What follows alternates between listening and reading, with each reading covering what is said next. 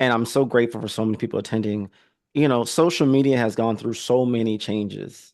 What we knew social media to be is no longer there. I always like to do a history lesson of like there was a time, believe it or not, where we thought social media for business was completely irrelevant.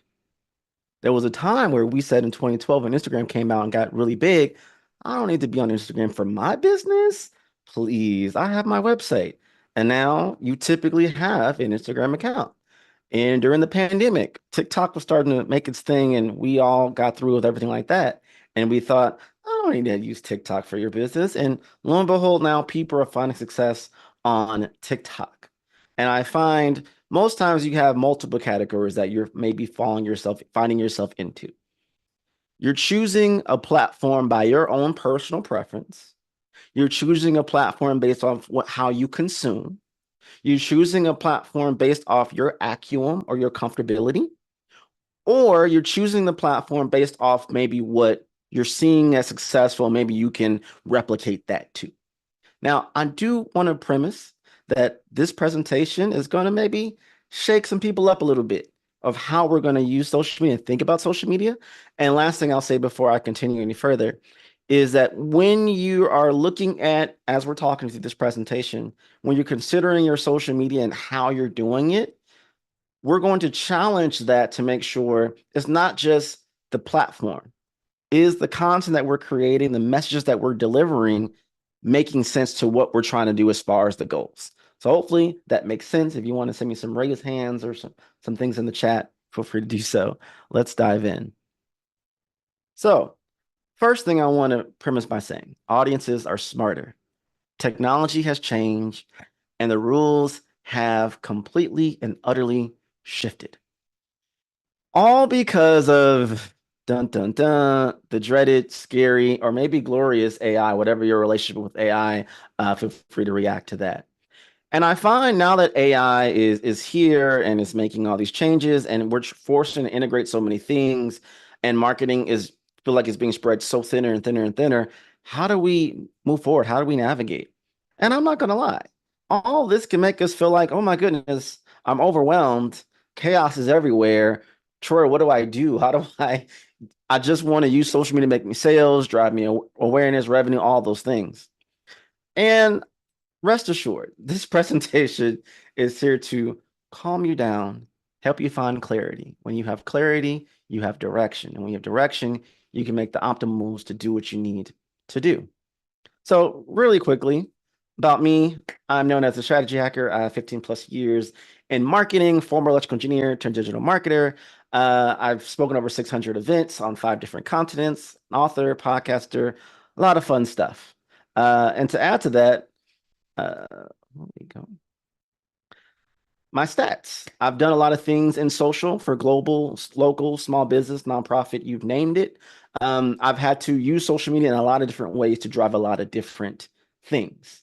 And so I can easily help you itemize and figure out how do we navigate this accordingly based off our platforms and preferences. And we'll get to that a little bit later. The last thing I will say is a lot of the things that I'm going to be talking about, as they said, there's an app for it, there's an episode for it. So I promise you there's an episode on every single thing that I'm talking about today. And when I add this presentation to my link for you all to download, there'll be some references in there as well. Enough about that. Let's address the elephant in the room. We all want social media to help us get customers, authority, revenue, funding, growth, some RESPCT, demand, press, and return on investment. Let's just be frank. This is what we want our social media to do for us. And I always lead with my marketing methodology that is in my book. Imagination is the engine, content is the fuel, social media is the highway, marketing is the roadmap, sales is the destination, and culture is the GPS. And today we're going to focus heavily on social media being the highway, but I just want to anchor this in because the content is going to be the fuel for the effectiveness of how you're doing social media.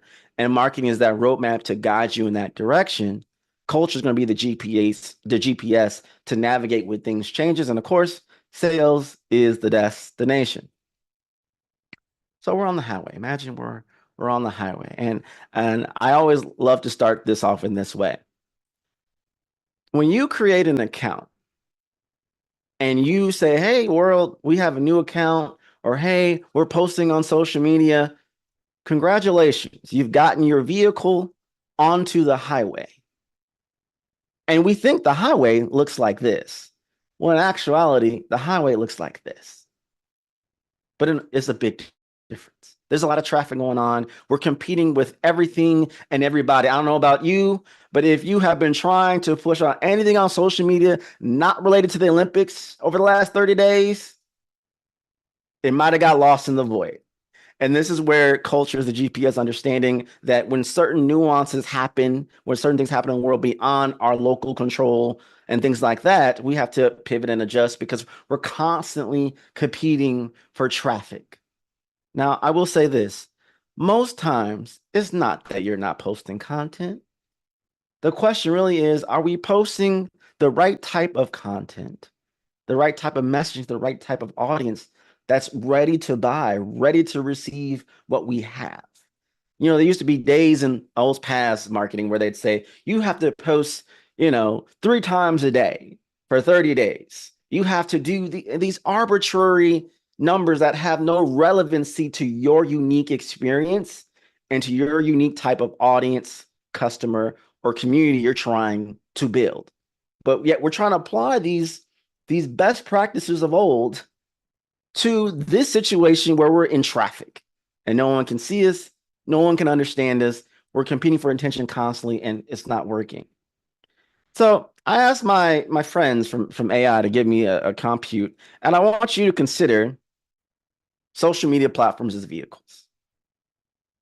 So maybe you are old school, very stylish, very sleek, bold, and you want to drop about the numbers and the investments you're dealing with, the big players you're trying to go to. You're probably going to be driving Mercedes-Benz on LinkedIn. That's your platform of choice. Or maybe you want the new model. You want some sleek and shiny that all the people are talking about, reaching the younger generations. Well, that might be TikTok for you. Or maybe you're like an old school. You want to go Instagram, top down convertible, and you want to connect on that way with visuals and connections, things like that. Well, maybe you're an OG and you're still using Twitter, or maybe you're using Threads. I refuse to call it X, even though we know what it is. I'm an OG and I just still call it Twitter. And you want to talk fast. You want to message and things like that. But then we might have the tried and true. Now, people play the tried and true social media platforms, the OGs, like Facebook and YouTube. Facebook might not be, dare I say, as sexy, as appealing as much anymore, but it's reliable. You're going to reach people. You're going to connect. And you're going to tap in and see how many people can have conversations with you. Then you have YouTube. It's the RV for the long-winded content, the long journey, building up the strong SEO. It's the long game, but it's still social, still something to consider. Now, in the modern day world right now, Troy, just tell me, which platform should I be on 24/7 and I can go? I'm good. I'm ready to go. Well, as most marketers will unfortunately say, it all depends. It all depends. It really depends on who you are and what you like to do. What is your comfortability like? How do you want to navigate that? I didn't get a chance to add this piece in my deck, but I do want to emphasize this by saying you want it to be simple, sustainable, and scalable, your 3 S's. Instead of looking at social media of your preferences, look at it from a perspective of what is going to be the best place for me to be, the easiest place for me to navigate. How am I going to do this? If you're a person that likes to write, well, LinkedIn and Twitter may be your jam. If you just don't like to write anything and you would rather be on your phone, quit a quick video, cool. Well, we can create the video content, push it on TikTok, push it on Instagram stories or Instagram, and we can still convert that into text to output on our other text channels. You have to design the pathway you want to get the impact that you want from social media. And the last thing I'd say in this moment, I like to call it PAM. You have your personal preferences, your audience preferences, and what the market prefers. When we go through all 3 tiers to identify what social media platforms we should do. And so again, my personal preference, I want to be quick about it. So I'm going to be IG stories. heavy LinkedIn, and maybe a smidge of Twitter/X. That's my personal. Now, where's my audience at? Are we talking audience for just reach and just visibility? But are we talking audience for potential customers and clientele? If our clientele is saying we're probably going to be on LinkedIn, even though my personal preference may or may not be LinkedIn, well, then that overrides it for me to adjust to LinkedIn. On the flip side, also, what is the market saying? Where is the market screaming that this is going to be the best platform or platforms for me? And you have to look at that from a molecular level of saying, this is where we're going to apply to and move things forward. Now, I am going to come back to the platforms in a little bit. Regardless of what platform you choose, the rest of this presentation is for you to optimize that to make it work for you. So first thing I would say is stories attract. We remember and resonate with stories. Share your brand story with the world. If you don't tell stories, no one's going to remember you. It's period. No one's going to remember who you are or resonate.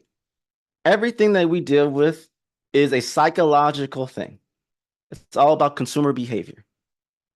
How do we navigate? How do we get them to remember us, to connect with us from an emotional perspective? It's telling the good stories. And this is where you galvanize with your team.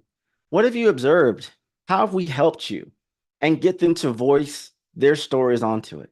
That sticks with you. I like to say that it puts meats on your bone. It sticks with those and it's memorable versus they're not going to remember the stats you did.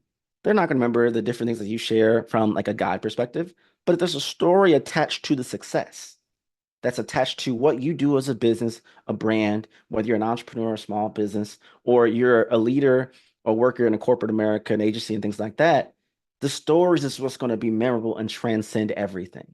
So when you apply that on your social, it's going to be easy to do. And create content your audience, quite frankly, wants to consume. Again, going back to Pam, you may have your personal preferences of content you want to create.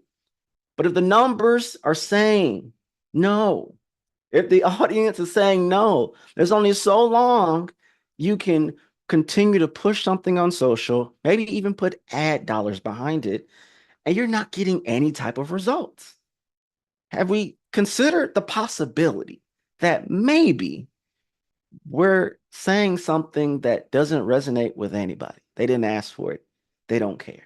I always say this: leverage language to launch.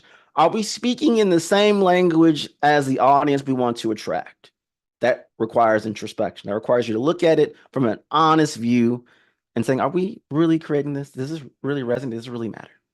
So the seven social media do's. Be social on social. That's an obvious, right? And yet, in 2024, people are not being social on social. They're doing the QVC set it and forget it method. They're pushing it out there, but they're not engaging. They're putting it out there, but they're not elevating other people. Of course, post regularly, think marathon, not sprint, tell personal stories, write for audience, mix up the content, and think before you post.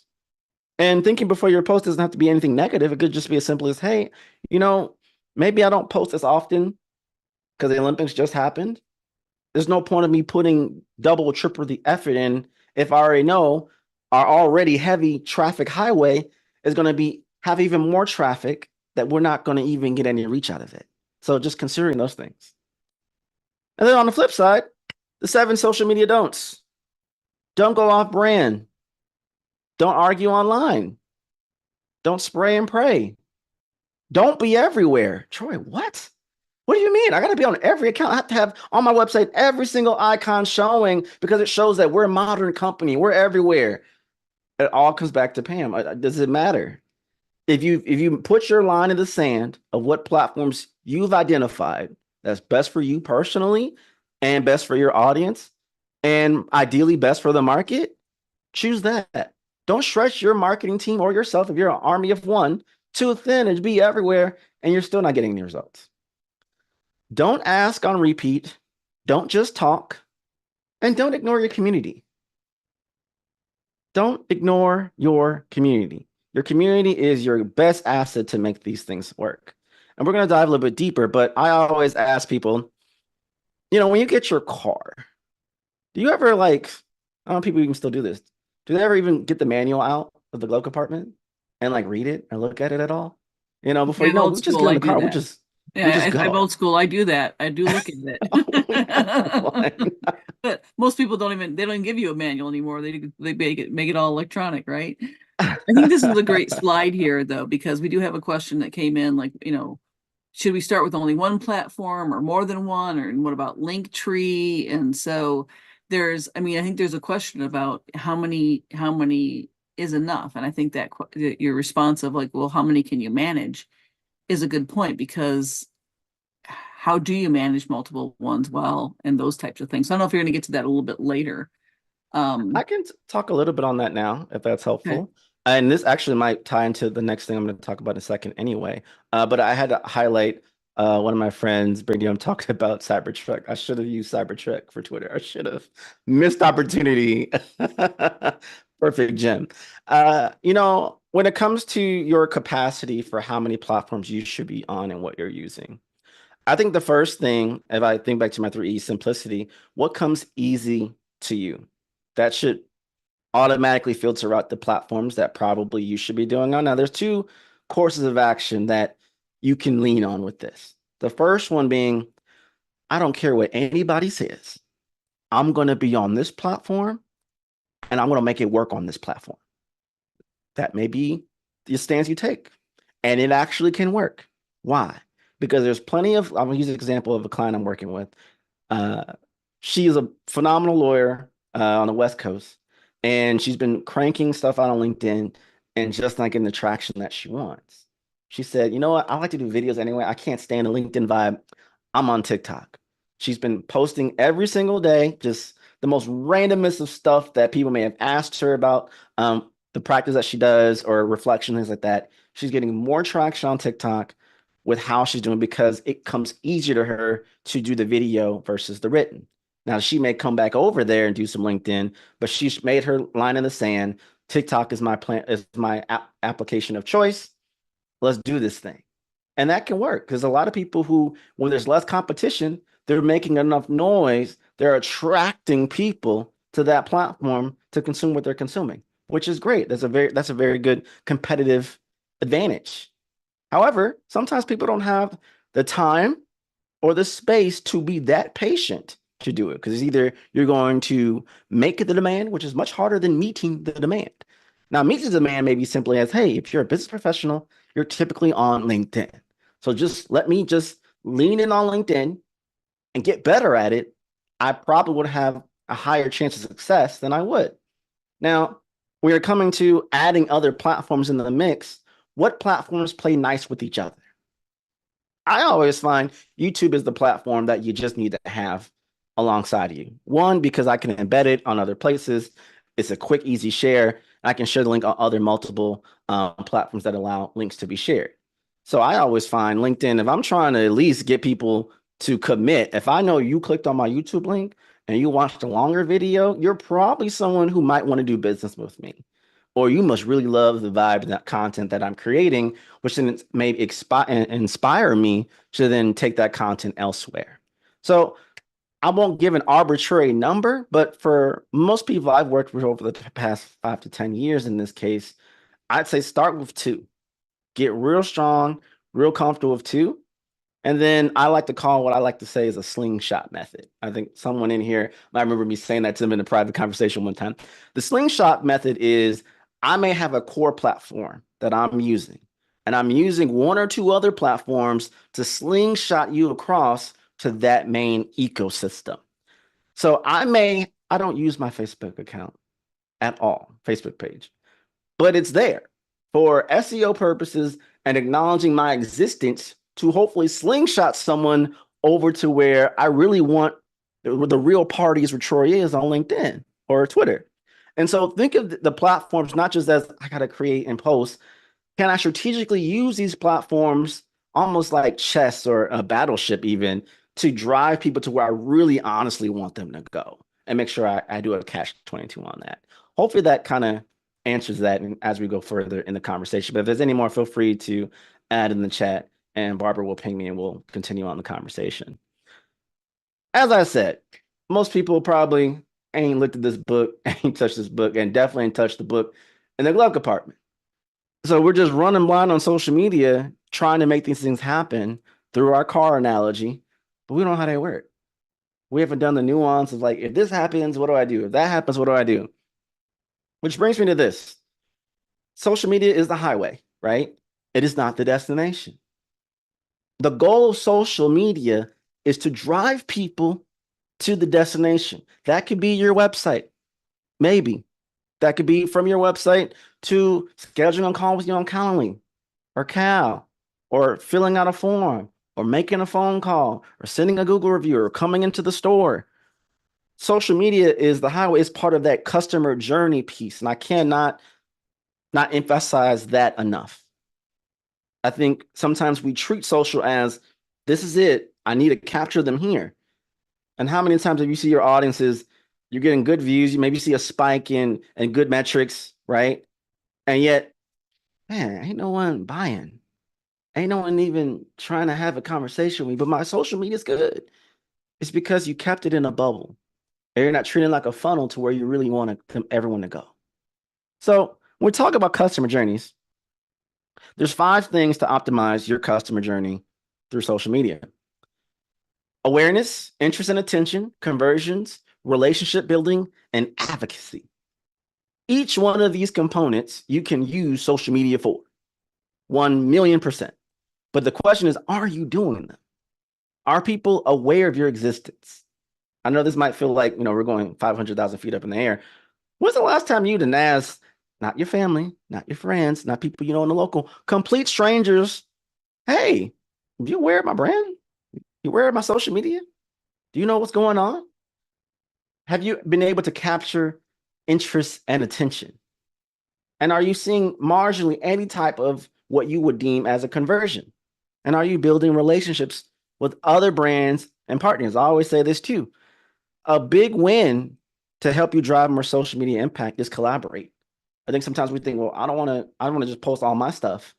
Well, if you collaborate with other people, you'll have the ability to combine with their audience, their network, their universe, content marketing universe, to then drive more people over to you. Creators do this all the time. So why can't businesses? Why can't brands do the same thing? And then make sure, even if you have your audience, make sure they're converting into being advocates for you. Share their things that's advocating for what you're doing. And I can't stress this enough too. Stop broadcasting. Start conversating. Full stop.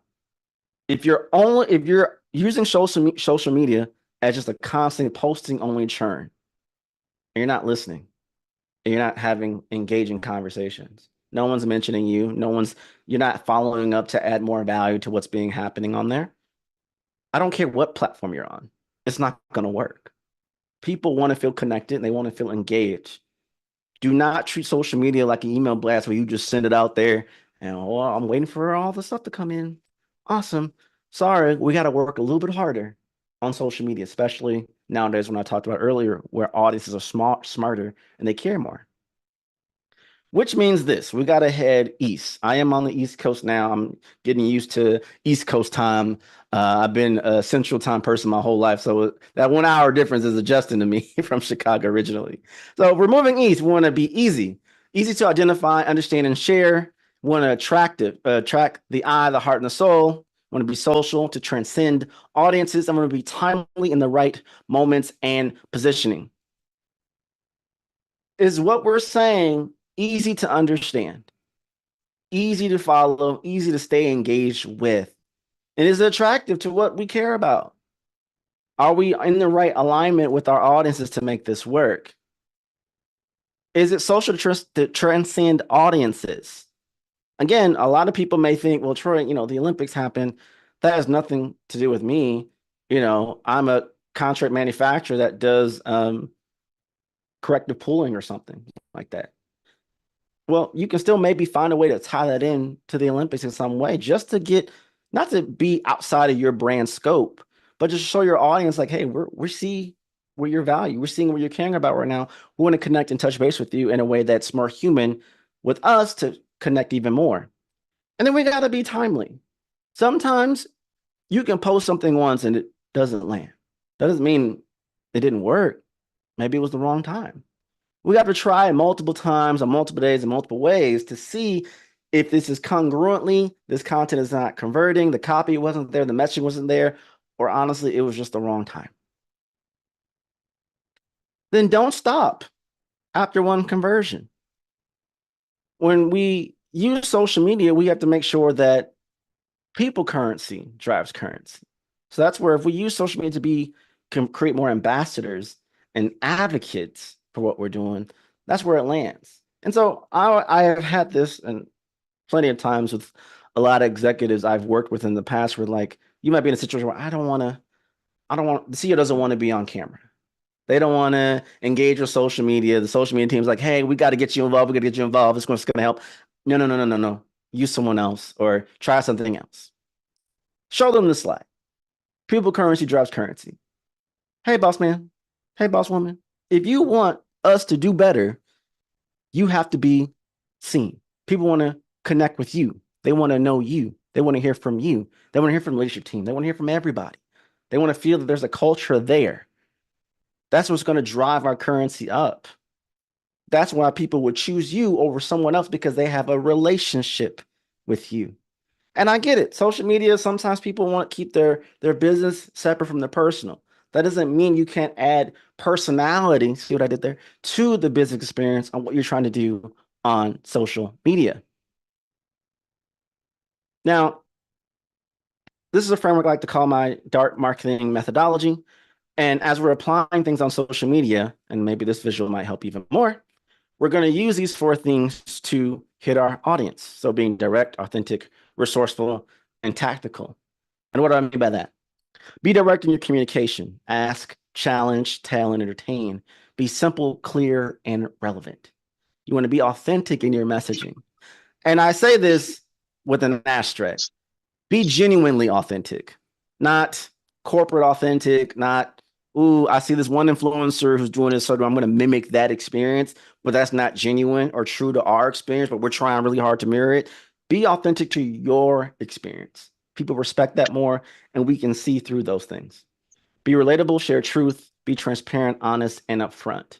I'm hearing someone's feedback on the mic. I don't know if you have it on, but just wanted to tweak that finger in my ear. Just want to echo that. Be resourceful in your approach, know your strengths, capitalize on them, use what is available for you to grow, and be tactical in your execution. Activate strategies, build systems, develop tactics for repeatable success. Most times when it comes to social, we may be very direct, but we may not be as resourceful as we'd like. Your whole audience can help you drive more viewership, more engagement. Ask them to be a part of the mission. Ask them to be a part of the journey. I'm sure you've seen brands who have literally asked their, hey, our goal for the end of 2024 is to add another 0 to our account, or our goal is to do whatever the case might be. Don't be bashful. Ask them. Your audience doesn't know what to do until you tell them what to do. And I would assume more than likely, most people genuinely want to help. Don't let pride or I don't want to see in a certain way or I don't want to give insights to the competitors. How do we use social media to be more resourceful to make that impact? Literally ask them, hey, we're looking for more of this. Hey, we're trying to build our portfolio of this. Hey, we're looking for referrals, things like that. Don't be afraid to use social media in that way. People genuinely will probably help you. And guess what? That's an expansion of your marketing team. That's an expansion of your sales team for free. One thing to keep in mind, though, you really need to know your metrics. We can do a lot of things. It's a lot of fun. We talk a lot of content, all that jazz. But if we don't know the metrics that matter to keep us in line, to show to our executives or you as the executive to make sense of marketing effort and energy to, hey, are we doing the goals that we want? We got to make sure that the metrics and the benchmarks matter to the bottom line. And I'm not talking about the vanity metrics either. The ones that you sit down and you're saying, based off this, we get to this goal, these numbers, we have a higher chance of getting this goal. Secondly, we need to know our strengths, weaknesses, opportunities, and threats. Very common knowledge, very easy thing with our SWOT analysis.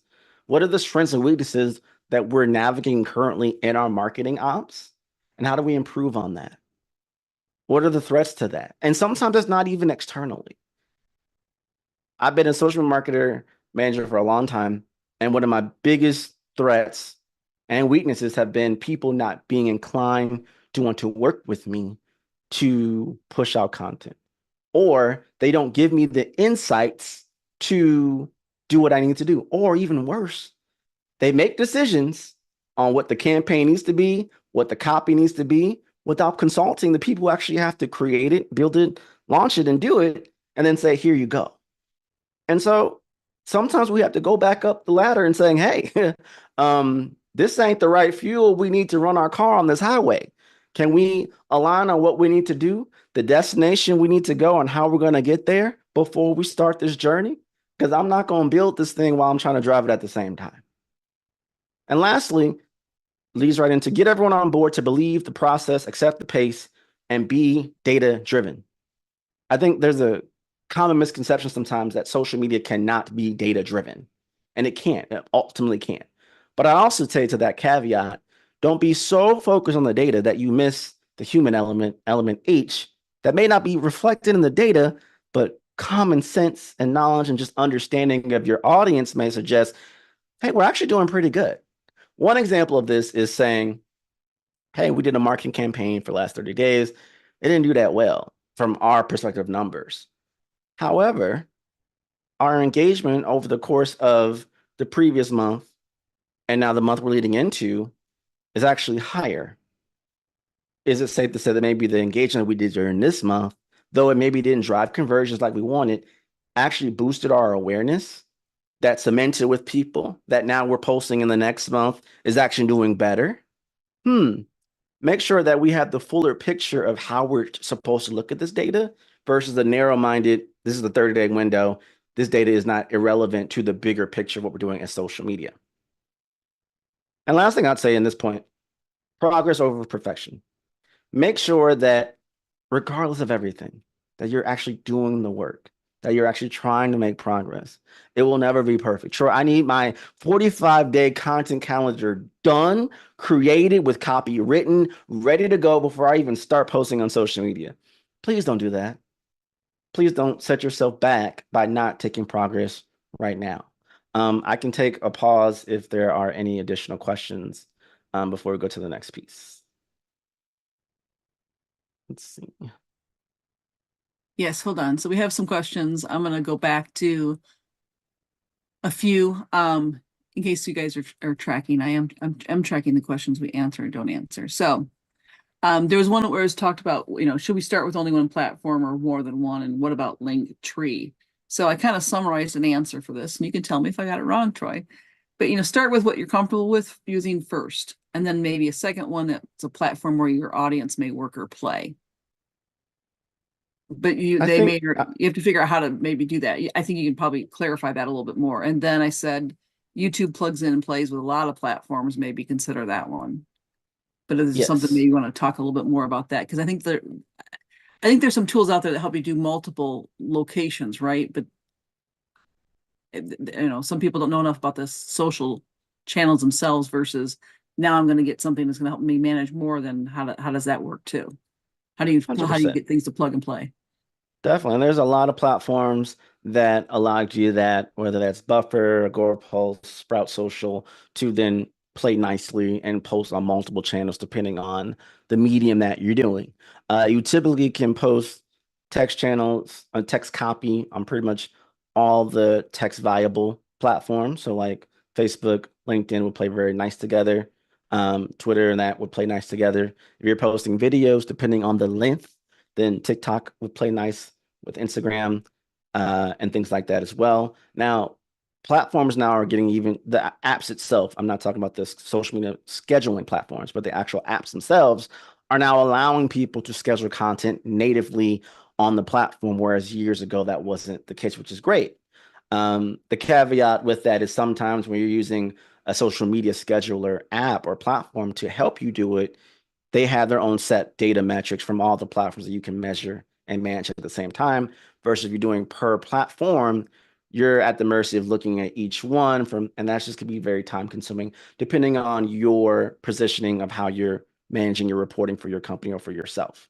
Again, I would echo, as I said previously, I'd say lean in on two and get really strong on two, maybe even a third one. And then maybe even look at your social media platforms in buckets. Hey, these are the ones we're going to push heavy content on. These are the ones we're just kind of existing and just making sure we have a footprint. We can get SEO ability on it, but we're not going to really drive in a lot of content initiatives on those platforms. That is a viable solution and option too, until maybe you expand your team or discover this platform isn't viable for what you're trying to do, to shift gears. I will say this too, and I think I'll tie that into this next question, is just to make sure that you know where your audience is first, because it's a lot hard, as I said before, to create that demand and attract people versus already being on the platform that your audience lives on and comfortably and naturally to engage with. And I see this question: what platform is good for educational content, age groups early 20s to 60s, meaning video and podcast? Ooh, that's a great question. 20s to 60s is a very wide audience, in my personal opinion. But if we're talking about educational content within that group, if we're talking the widest range, then I almost would say Facebook, believe it or not, just because you have the biggest smorgasbord to figure out who's interacting with it the most, to then minimize and focus those subgroups within, let's say, 20s to 30s. Hey, I'm going to go on TikTok, and let's say 40s to 50s, Instagram might be my jam, 50s to 60s might be LinkedIn. But if I'm just going off this wider net, it may not land. But what type of educational content is it? Is it heavy business related? Is it life related? Is it literal educational, like next generation of, your educational pieces where you're going to degrees and things like that? That matters too, with the context of how do I look at what platforms made sense. I would say 1,000,000% YouTube has to be part of the conversation for starters, just because you're gonna have the most indexing on YouTube. And with you're doing video and podcasting, which you can now actually link your podcast to YouTube. So when you publish a new episode on your podcast, and typically it may distribute on Apple Podcasts, things like that, you can actually connect it to YouTube where it will actually distribute it on YouTube as well. If you're an audio only experience, you have the RSS feed and it will run it there too. So I would say YouTube is definitely one of them. From there, you definitely want strong text spaces, which might be either Facebook, depending on if you're going for this heavy 20 to 60 age range, or maybe LinkedIn, depending on the type of educational content it is. Okay, right. And it's so then TikTok is 20 to 30s, Instagram is 40s then, and then LinkedIn is 50 to 60s. Troy? I'd say generally, I'm a millennial, so we have our respect on TikTok a little bit too, but we're a different vibe. I wouldn't be too limited, just because you never know, depending on the type of educational content you're doing, it can land really well at a wider age gap also. But I would say if we're looking at just testing it out, you can get the most data the quickest on Facebook from that 20 to 60 range, especially if maybe you're trying to do a simple ask, just see what connects, and then marginalize that down for TikTok for the age gap moving forward. But I would lean and double down on those assessments. Kind of use Facebook and then all the various other platforms once I kind of get that a little refined. Yes. Okay, thank you. And then And of to course add to YouTube that, yes. I most definitely do YouTube. Okay, Guaranteed, you have to do that for podcasting and the video content. That's just a must and the expectation, especially if it's so much harder to condense the video content down to smaller sizes or certain diameters or dimensions. When on YouTube, just put it on there as long as it needs to be as the source of truth, if people really want to engage the full entirety of whatever the educational content is. Okay, sounds good. Thank you. You're very welcome. And then there were still a couple more. I don't know. You might be getting to some of these. So if we are, we can defer it to later. But how do you connect various platforms together? And there might be something you might want to put at the end or not. Connecting things together. And then what's the best way to engage? When you started talking about engaging them, right? And you're talking about the DART method. I think people are still often that ask, challenge, tell, and entertain. Sometimes you're so close to your own topic area and content. You're like, how do I engage them on this? Because really, I do construction, right? How am I going to engage someone all of a sudden on that? I mean, and that's probably an easier one because everybody in construction usually can show or teach you something, but they think it's silly, right? But everybody else looking at it is like, now I understand exactly how that's supposed to go together, or how that works, or how the structure is put together, and it was in an entertaining way. And one thing, people miss out on, and I'm not saying to do this if you don't have the budget or time or ability. Sometimes it's not so much what you're saying is wrong. It's how it's presented. There's been a brand that identified that, if we create content that's more accessible, it may land better. And so what they did was they created content where someone's doing ASL, sign language, and they were still talking the information, but they also had an additional thing in there, which created, this brand is doing this thing. They're adding on brownie points for accessibility, which is what most people probably should do in certain instances, but it allowed more people to discover them. They were being shared not because of what they were saying. It was how and the manners in which they were saying it. Another thing I've seen other brands do, they do this little, you might be seeing it trending right now, where they'll take their iPhone Notes app and just write down what they're trying to do, goals, and make a post out of it. They write down, here's our steps. They can literally put the same thing on text. But for some reason, we stop the scroll when we see, that looks familiar, that looks different. What are they talking about? And that's been doing very well. So don't want to go above and beyond your means, but there's some creative ways to say the same thing that can have depth and connect in different ways. I think you had mentioned, I forget the example, if it was construction. I've been following that. I literally followed this TikTok account, and which is also on Instagram, just because they recorded the same videos of construction, but they had this dope music behind it and made it a movie trailer. It wasn't like cinematic. It was just random clips, dope track, and it worked. Sometimes getting attention is all you need to get people to connect. Not that direct person is the one that's going to buy from us, but they're connected to the people who will. So sometimes it's not so much, I need to get this particular audience and that's it. Sometimes it's, let's just get a higher grasp of attention and then funnel it down as the more attention we get moving through the pipeline. And I think while I'm here, I'll answer this last question, or part I don't think I answered. What about Linktree? I guess you're referring to Linktree as an option of a link versus maybe your website, if I believe I have that correct.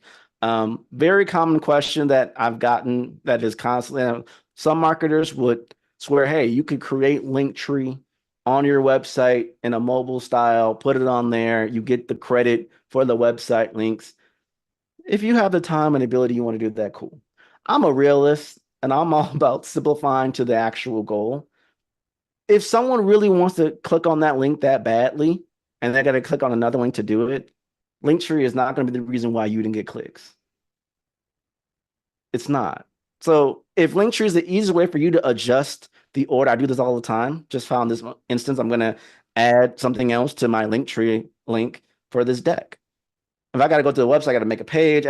It's all about fluidity and make sure that makes sense. So Linktree doesn't prevent you from getting those clicks. Yes, it's an extra step before it gets to your owned property. Sure. But if that's the easiest way for you to adjust your site link on the fly, or I like to say quick link site on the fly, to get people from social to the next step, do it.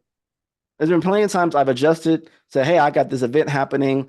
Here's the tickets to go do it. Or, hey, I got this really good video I just posted, this new podcast episode I just posted. Click on there.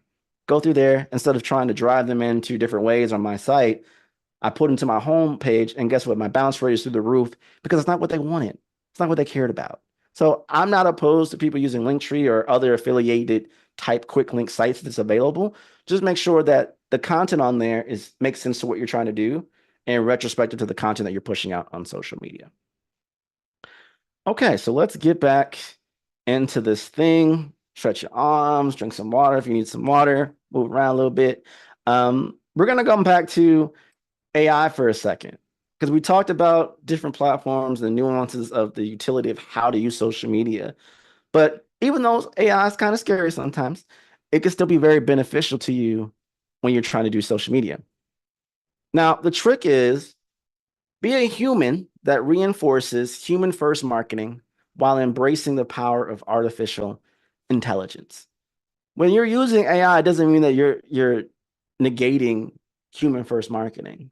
It's a tool, it's additional. It helps you out in certain areas. For me, it's, I have something in my head. Can you just give me something to work with?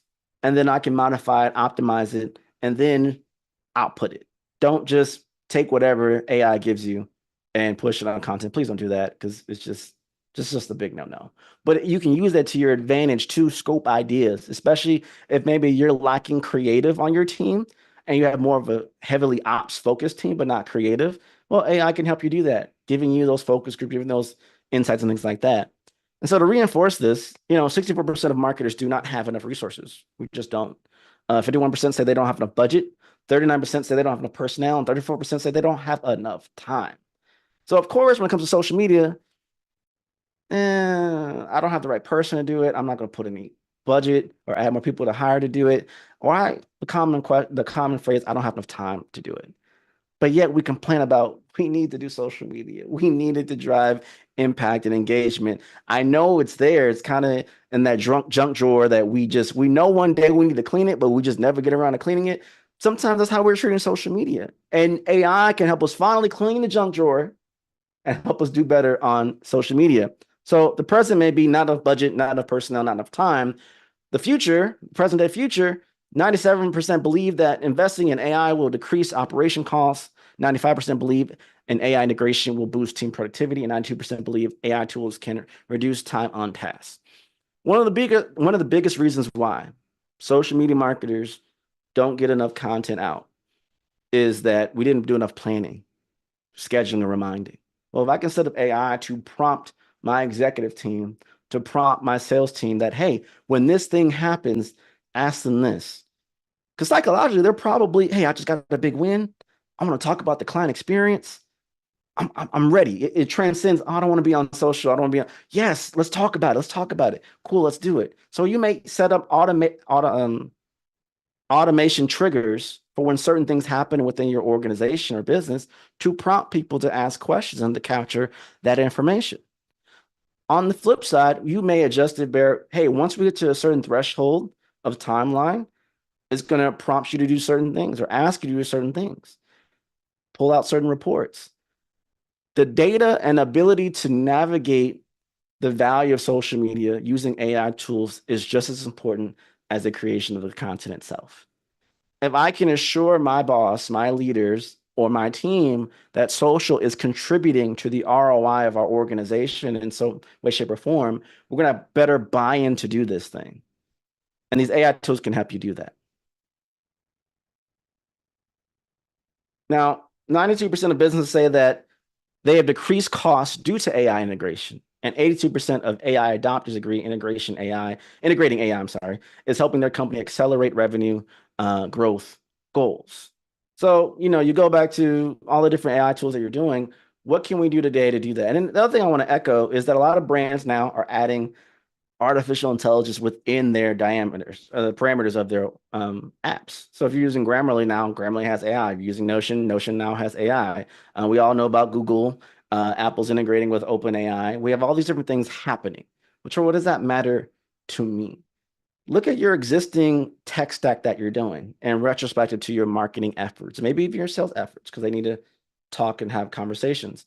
And seeing, is there any AI tools or AI adjustments I can turn on that make sense, that may help me in my marketing endeavors?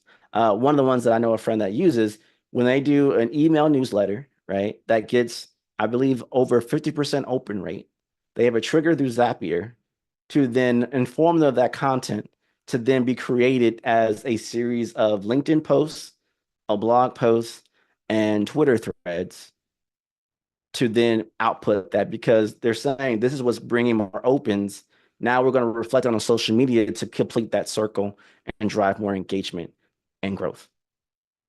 That's a great example, Troy. I think that there's a lot of questions on this. Sure. We have tons of things going on, but I think that's really important to me, because there are a lot of people here who like our one-person band, right? One-man band. trying to do it all themselves. And I think that that's a struggle for everybody, right?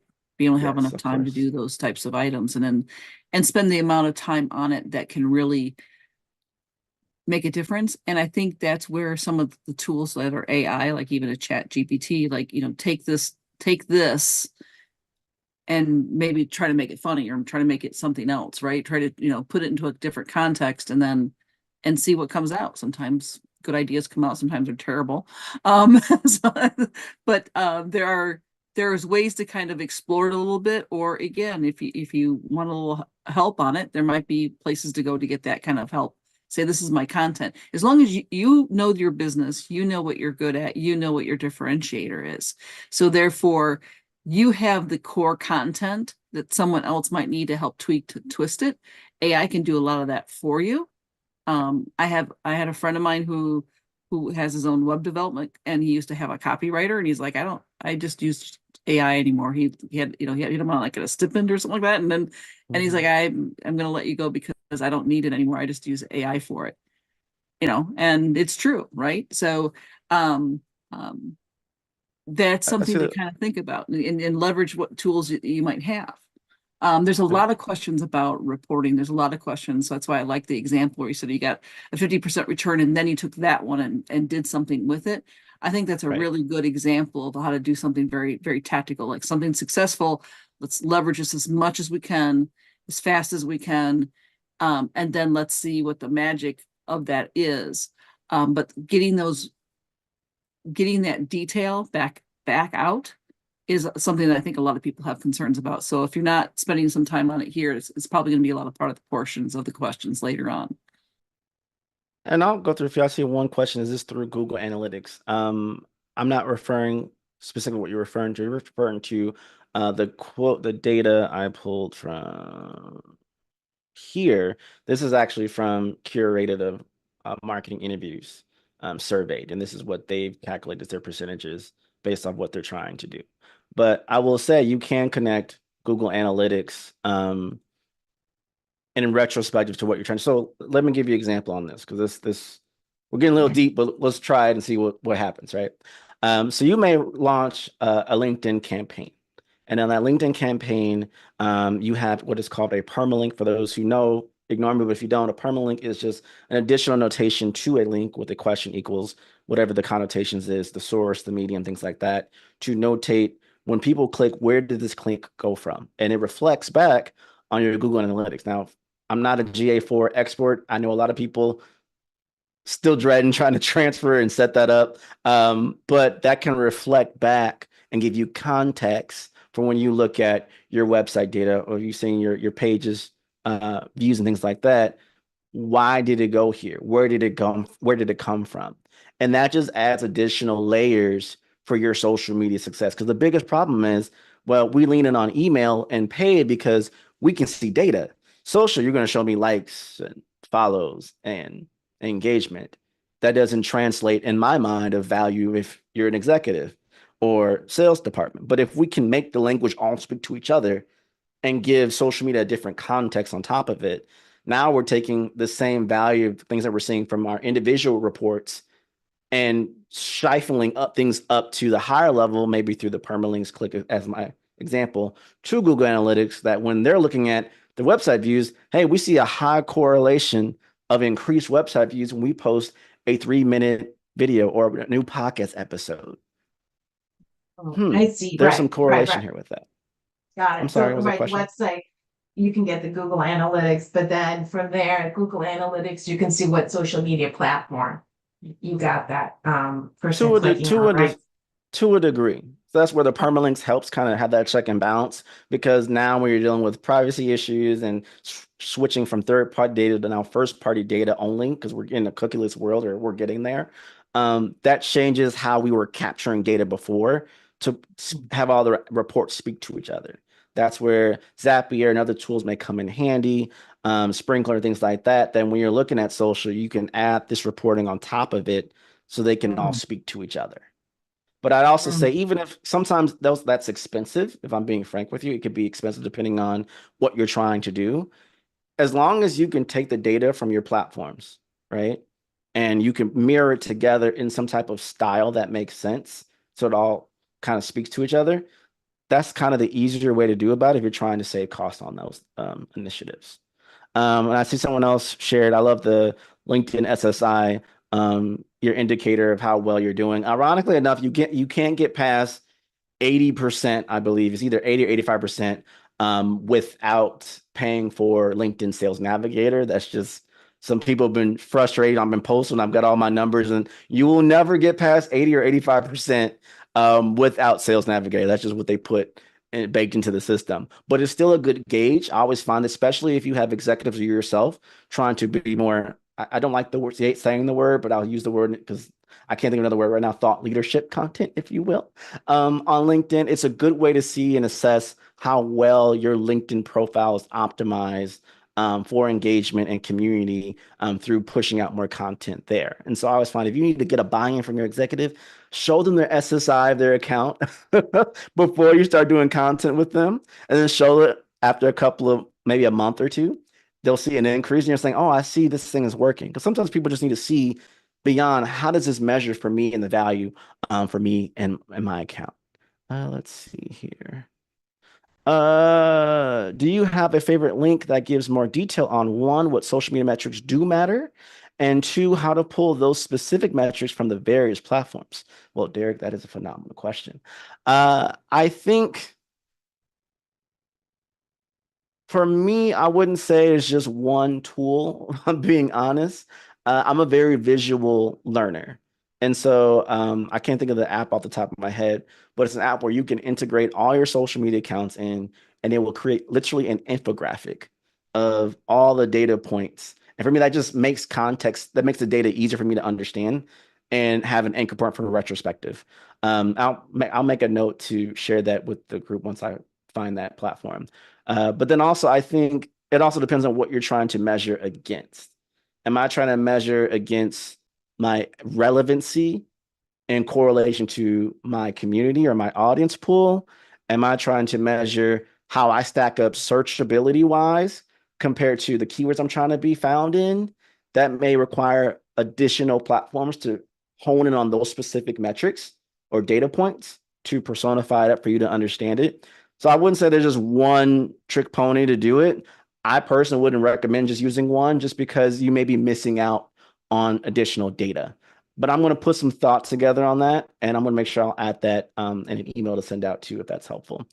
Your second part, how to pull those specific metrics from those various platforms. So each social media platform has its own data metrics. The caveat with some of these, unlike Facebook and LinkedIn, where you can, download the CSV, sometimes like Instagram and TikTok give you that 30-day window, and that's it. So tried and true social media managers have done screenshots, unfortunately, to prove the value and the data for those set ratios. If they don't have those accounts plugged into an Agora Pulse, a Sprout Social, and other third-party scheduler apps that allow that data to come through so you don't lose it, and then you can download it as a CSV. I would say if you're using more than two platforms and you're doing it extensively, it might be best to just use a scheduler app that allows you to aggregate the reporting for you to consolidate that together and make sure that it makes sense instead of trying to go through all the different methods. But I'm just presenting all the options because I know people have different budgets and different strategies, but I've navigated most of them and had to do multiple things to get that data. One more, and I'll keep continuing on for the remaining of the presentation, and then we can just do Q&A the rest of the time. Oh, well, I'm already answering that. Can you talk about social media scheduling platforms? How does that work? And what are some examples? So you have Agora Pulse, Sprout Social. You can literally look up, there's a plethora of them, all different prices and range. And typically the value of a social media scheduler is that you can take content you've already created, whether it's video or written, and put it on the platform for then to schedule out for other platforms without you doing anything additional. If you can get 20 to 30 days of content created, scheduled out, maybe it's like 2 or 3 days worth of work, and now you don't set it and forget it now, but put it in there for scheduling, that's going to be to your benefit to then focus on really engaging in the content as it produces. So you don't have to think about, oh, I got to post this today, I got to post this today, I got to post this today. I ain't got to worry about posting, but I do need to worry about monitoring, engaging, and activation.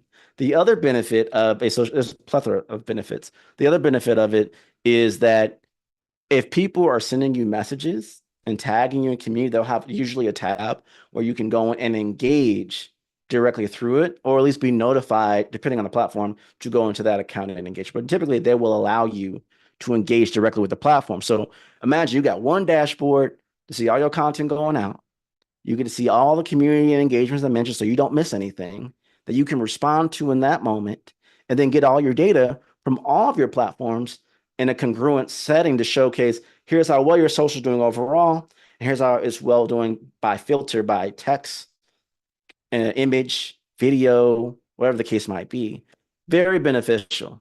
And that may be perfectly what you may need, or that may be too granular into the weeds for you at this current time. There is a few drawbacks I just want to mention to it. One, it's the most slightest of drawbacks ever, but if you care, you care. Sometimes the algorithms of the platforms themselves will reduce your reach slightly because you're not posting directly on the platform and you're posting through a third-party app. Just want to notate that for record. The second thing to notate is sometimes the platforms don't always play nice. You may think you scheduled out. I did this today. I literally did this today. I scheduled out 3 videos on Instagram in a certain order, and it went in a different order, unbeknownst to me. So you have to make sure that they're speaking to each other properly and be mindful of the fact that sometimes things can happen. So if I'm doing a very specific marketing campaign, like a big deal, I may not go through the scheduler. I may go natively through the app or the platform to make sure it does what it needs to do the first time and avoid maybe some technical difficulties. So I'll continue on, and then the remaining Q&A, we can do lightning round, and you'll have me all to yourself. So with smart market, I'll just add this on here. With activating smart marketing protocols, which are the best practices, methodologies, and technologies designed to optimize resources, maximize impact, and drive business growth in your digital marketing landscape. This is combining, like we talked about, different strategies for our customer journey. This is combining the nuance of how you're outputting, and this is combining AI to drive this forward. So through SMPs, you can unify systems to increase efficiencies. You can optimize your business workflow to save time and energy, just how I use the example of the newsletter. The newsletter goes out, it gets a certain threshold. Hey, we get this notation that, hey, this content is doing well, high open rate. Let's make sure we're pushing on content to maybe even drive more people to our newsletter, or just adding more value to whatever that newsletter was going to, a different guide, or whatever the case might be. Scaling your marketing ops while staying under budget. Barbara already echoed how AI can save you money. If you're short on staff and you need to expand, I'm not saying AI is always the best replacement, but AI can definitely be a duct tape solution where you're trying to be in that tether of creative output or distribution. And then lastly, eliminating manual, repeatable tasks to increase productivity.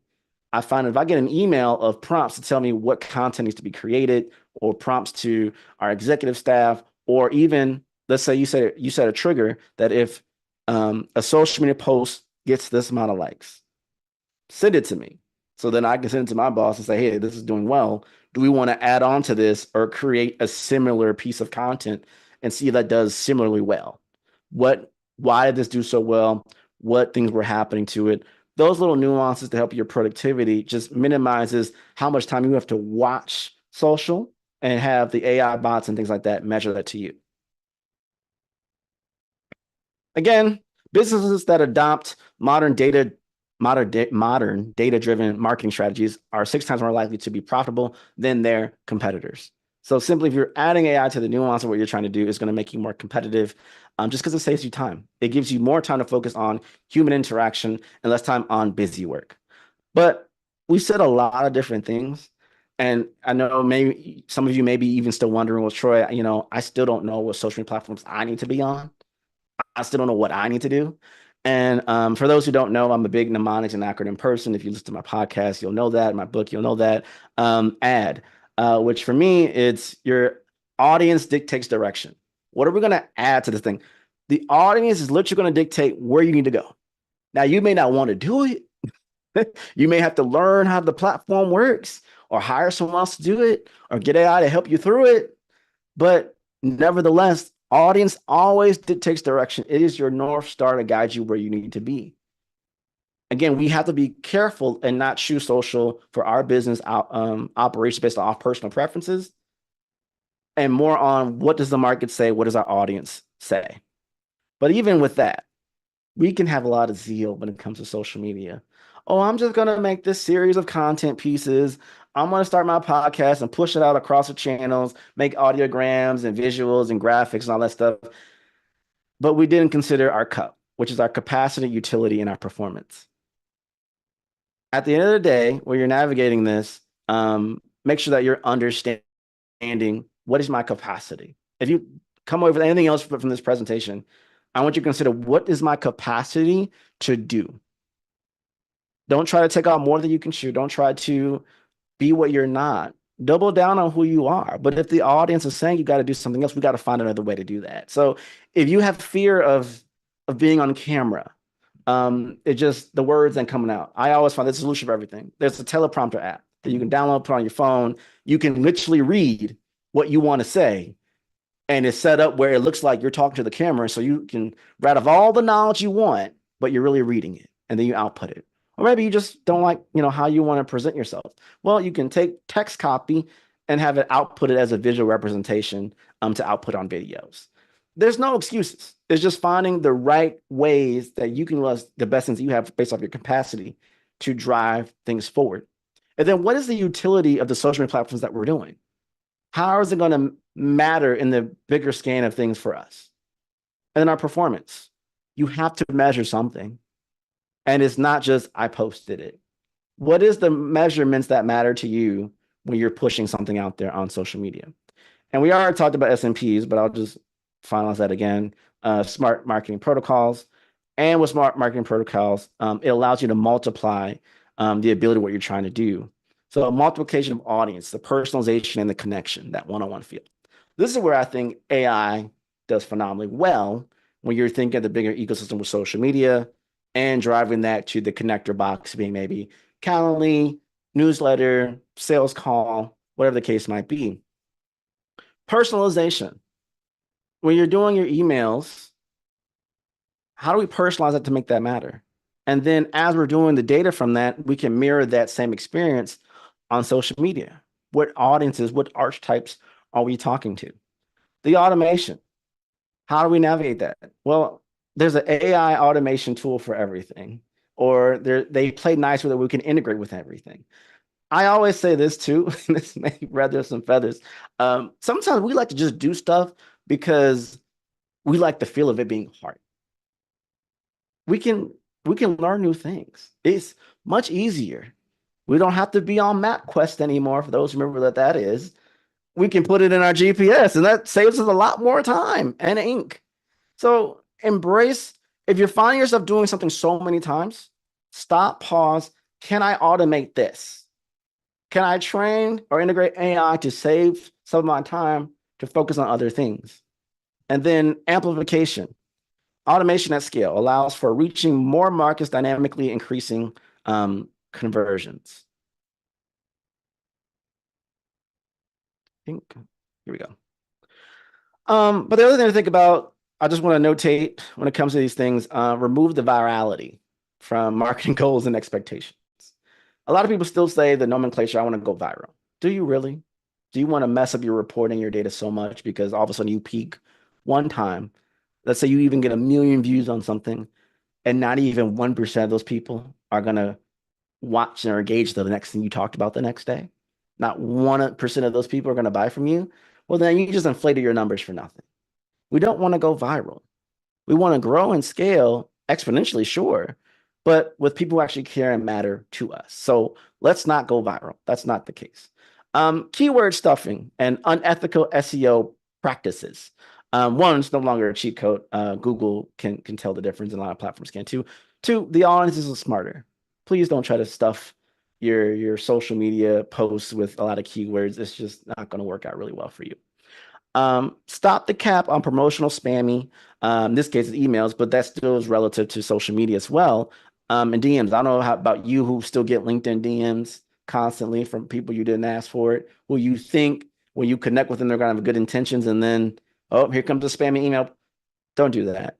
If you react to it a certain way, I guarantee your audience will react to it a certain way as well. And influencer marketing, based on follower count. Just because maybe say you collaborate with an influencer to drive your marketing on social media and you think they have a big following, so cool, that doesn't necessarily mean it's going to be beneficial to your brand. Now, if your goal is attention and maybe you see 7% increase in people just following your account because by affiliation and your goal was attention, cool. But if your goal was to drive conversions, you have to go deeper than the influencer based off their follower count. Are they to that particular audience? Do they have proof that people engage, click on what they're doing, and all those deep things? Let's skip that. And the other thing to think about when it comes to this is streamlining and speeding up your marketing ops. Social media is oftentimes under budget, understaffed, and dare I say, underappreciated. At the same time, sometimes it's not integrated in a way where it seems like, how are we streamlining? It just seems like, oh, something I have to do. Well, through AI and embracing SNPs, it allows you to streamline and speed up those processes and make social media part of the conversation, part of the sales funnel, part of the marketing nuance and nurturing process than it was before to help you drive more profitability. And then additionally on that, marketing agility and adaptability to thrive and survive. Most times people have resistance to this type of work, this type of conversations. Sure, I've done it the same way for X amount of time. I don't want to change it now, but I'm considering just to hear you out. If you don't adapt, you will not thrive. And then unfortunately, the other thing will happen. If you want to grow and be successful in what you're trying to do, it does require a sense of change and adaptability to what you're trying to do. And of course, agile marketing teams are 350% more likely to achieve higher ROI. And so just making small changes. I don't know if I have a slide in here on this. Oh, I do. Okay, cool. Even have you considered with your social media when people send you DMs from that, integrating a chatbot? They're relatively cheaper these days to answer the most common questions you may have. Or I always find it impressive when I send a message, because most of the time you never know if you're, depending on your brand or topic or type of company, they may ask you questions and send you DMs and you're like, I got to get to it. And then you don't get to it for days. And that's a bad experience, which doesn't feel good. Well, have a chatbot set up where, hey, based off what you need, and they can click onto where they need to go. Your prompt, the experience is great. And social media just helps you drive a conversation or solve a problem or save a customer or gain a customer just by considering integrating chatbots within your DMs or your social media platforms as well. And that also allows you to, when you're doing social media, you can actually ask people, you might have saw this, to, hey, say this thing in this comment, and all of a sudden they get a link to join this event or download this guide or schedule a call. That may be beneficial. And now you just turn social media into a sales generator just by adding chatbot into those integrations. Now, you have certain metrics to measure marketing. I would say less clicks and impressions and click-through rate, more on user engagement, customer and non-customer behavior, sentiment analysis, and revenue attribution. And basically, user engagement, even if it doesn't lead to conversions, it matters, because I always say buyers, advocates, and elevators. Just because they're not a buyer today doesn't mean they can't be one tomorrow. Be an advocate. If you can't be an advocate, be an elevator. An elevator is someone who can just follow your account and just continue to consume your content. An advocate, they may share your content or engage, and then we want them to ultimately become a buyer. Customers and non-customer behavior, they both tell a story. Make sure you're speaking to those who are your current customers and those who are not. Lack of better terms, we're all in insurance.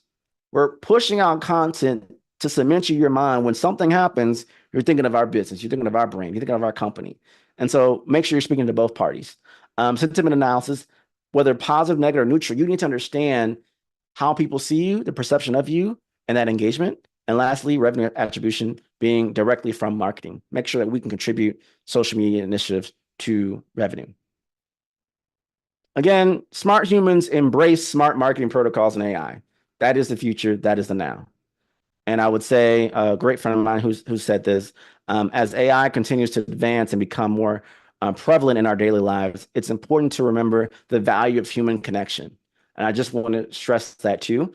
It's meant to be a helpmate, not an ultimate replace, not an ultimate set it and forget it. And the last thing I would say, and we're done, and I'll do any Q&A we have left. Everything is out there. And then we go to the middle one. Here's what we comprehend, what we remember, and what we will apply to marketing. So we might have talked about a lot. Maybe there's things that you want to talk about in later detail later, things like that. But just be okay and note that everyone is a lot to process and apply, and just make sure that you get started and progress forward. So looking forward to talking about any questions you may have for our remaining time. And if you all have additional things that you want to send me a message directly, my information is below. Okay. I think that it might be worthwhile I think you've caught on, Troy, to how I'm kind of managing the questions in the chat. Yeah. Putting a little question mark if it hasn't maybe been answered yet, or I'm not sure if it's been answered. You can certainly take a look at that. I think we kind of go back to about 1240 to look at things that might still be out there. I think you've done some of this already. So if you kind of feel like, if there's anything more you want to know, we can ask the people who wrote the question if they're still here. And then maybe take a glance down that. In the meantime, I'm going to say for anybody who else is on the call, if you want to ask a question directly out loud, that's fine. Just let me know, maybe raise your hand or something so I can tell that you have a question, so I can unmute and we can kind of manage more people than one unmuting at the same time. Because I think there's a lot of interest in these topics. So Troy, is there anything that you've come across yet that you haven't seen that we've answered yet? I see. I actually have a place mark, so I'm scrolling down now. I see one that says, how do we market to specific people that are on different places of the funnel, top, middle, and bottom? What details should describe who's where in the funnel? That is a phenomenal question. And that I would say, even transcends social media specifically, but I do think it's something to consider with how you use social media within the retrospective of your funnel. I would say this. I always say there's mile markers that we want to agree to as an organization or as your team of what would signify this person has moved to the next step. I always find if someone is engaging more, they're either more primed to go further down the funnel faster than if not, just because you're doing actions without me prompting you to do the actions. Those are the best opportunities that may be missed if we're looking at the funnel as a narrow view of, well, they haven't taken the next step of clicking to maybe book a time to call from our email that they came from our social media to promote it on, but they're constantly open and engaging in our emails. Well, they're technically by default, they're still maybe at the top of our funnel. Or maybe for your experience, if you're in our newsletter funnel, you're in the middle of our funnel right now. And that may identify and saying, hey, instead of us waiting for them to take that next action, if they've hit open 5 emails and maybe share something, engage something, I need to then reach out and ask them to then reaffirm if they're ready to just skip the thing and go be a conversation that could be a conversion, or move them further down the funnel, or get a better identifier of who they are within that funnel. I do think when you're dealing with different places, I don't know if you mean geographical or places referring to as social media platforms. If you want to clarify, feel free, or I'll just answer what I can. When you're dealing with different places as geolocations, I do think you need to make sure you have a construct of a language that makes sense across the board, that, hey, no matter where they are in the world, this is what makes sense. If you're literally meaning platforms, that may be different. So if you're using social media as literally your navigator platform of choice, a like, maybe they saw me, right? A follow, cool, at the top of my funnel now, right? If they're engaging constantly, whatever retrospective measure that means for you, and they're sharing the content, they may be at the middle. And if they're now DMing us and asking us questions, maybe at the bottom, ready to go for that conversation, if you will. Hopefully that made sense, but if it doesn't, we can talk about that later. I do agree, Brittany, Snapchat is still very popular, believe it or not, with high schools and college students. Depending on who you are, what you're trying to do, don't everyone, I didn't mention Reddit just because of the audience, but you never know. Reddit might be your jam to give you audiences. Don't limit the opportunity just because maybe traditional, that's where people are. If you identify where your audience is and that makes sense for you, be where they are. That reduces the competitiveness and gives you a higher chance to grow and do what you need to do. Let's see here. Would these recommendations hold true for product retail businesses versus service-based businesses? That is a phenomenal question. I would say for the most part, whether you're B2B or you're D2C with product and retail, it would. I would say if you're doing direct to sale, actually you can utilize social media better at a higher advantage point than you would maybe a service provider, because you can literally link now with TikTok Shop and Instagram Shop. You can literally integrate your items and products through it. Or I like to say, again, that slingshot method of bringing Pinterest into the mix and integrating where you can slingshot them directly to buy those products and services. But I would say for the most part, it would be viable. But I think you can then maximize social media even more with D2C and e-com through social media.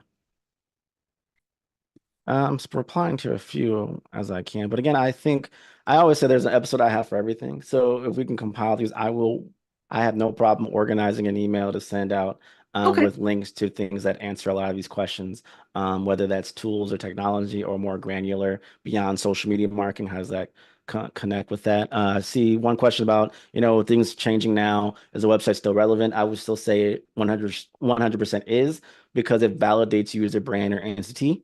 Yes, there's a lot of personal brands who don't bother making a social media. I mean, a website, because they lean on their social media a lot. But I would say a website just is a source of truth, and it still helps you with indexing and things like that as well. And you can still backlink to the social media accounts, even if most of your experience and your whole maybe even marketing ops is through social with no other tangible outside sources to navigate that. I think someone asked about what books and podcasts would help them out for social media. I will just send you an email with links to things that I know and have.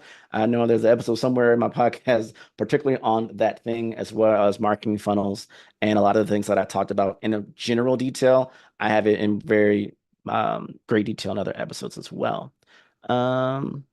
What is my favorite scheduler app? Ooh, well, I'm also a creator, so sometimes through contractual things, I have to say one thing or another. But it depends on your budget. If you can afford it, I will say Sprout Social, but it is quite frankly very expensive, in my personal opinion.